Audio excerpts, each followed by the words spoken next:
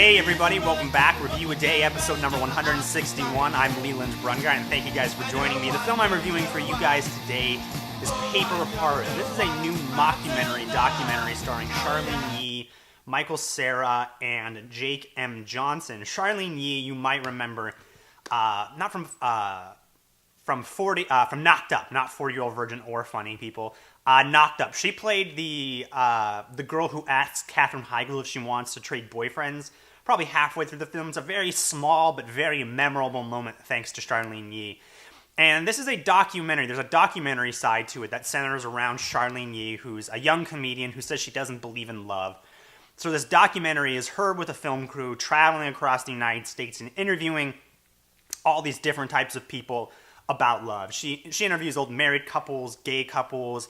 She interviews an Elvis at a Las Vegas wedding chapel. Lots of really different kind of interesting people talking about love. There's also in the film this mockumentary aspect to it with Charlyne Yi and Michael Cera, where she kind of meets Michael Cera, and even though she doesn't believe in love, she kind of starts falling for Michael Cera, and it's kind of a mumblecore style, very realistic dialogue, mockumentary style film about Charlyne Yi and Michael Cera trying to fall in love kind of in front of the camera and, feeling that invasion of privacy and everything like that. I think Paper Heart sort of works, and I think the reason it works at all is because of two really important factors, Charlyne Yi and Michael Cera. People talk shit about Michael Cera all the time for doing the same thing in every goddamn movie, and I don't disagree with him. He does do a similar thing in every single movie, but the kid does it so goddamn well that I do not mind at all. Michael Cera, his comedic timing is impeccable. He's a lot of fun.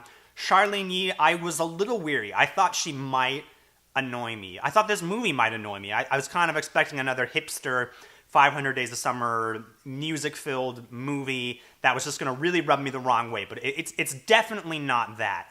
And I think Charlyne Yi and Michael Cera are so much fun to watch together. And I think they're so much fun to watch in really just about anything they've ever done. I think they're really watchable, except for Year One. God damn you, Michael Cera and Jack Black. That movie was terrible. So I think the mockumentary half of it is a lot of fun. I do think, however, that it's a little overly complex. It's a little bit convoluted to me. There's a guy in the mockumentary who's playing the director, but he's not really the director. He's an actor playing the director who's really directing the movie.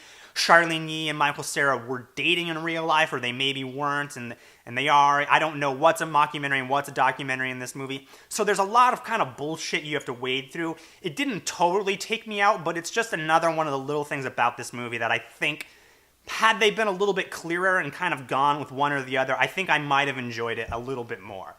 And at the end of the day, I think they should have gone with the mockumentary, because I think the documentary half of this film is pretty lackluster and pretty boring a lot of the time. I don't really care what average people, everyday people on the street have to say about love. I don't want to hear people talk about love like, oh, when I met my wife, sparks flew everywhere.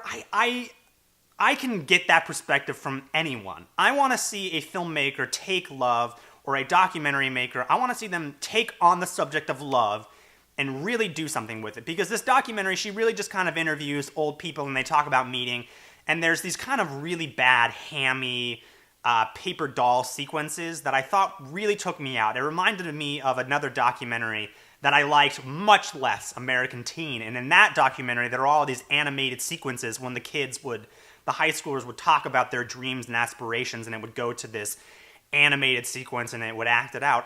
You don't need that in a documentary. I think documentaries on their own stand up, and I don't think you need to show me these animated sequences. And as long as I'm talking about the paper doll sequences, the ending of the movie is very not good. It's a very whimsical kind of funny idea, but when you see it played out on screen, I didn't care, and it really added nothing to the film, absolutely no catharsis. And I think had they cut out this paper doll sequence at the end, I think the ending that we would have been left with would have been great, and it would have been a really nice, smart ending to a mockumentary that I wasn't super into.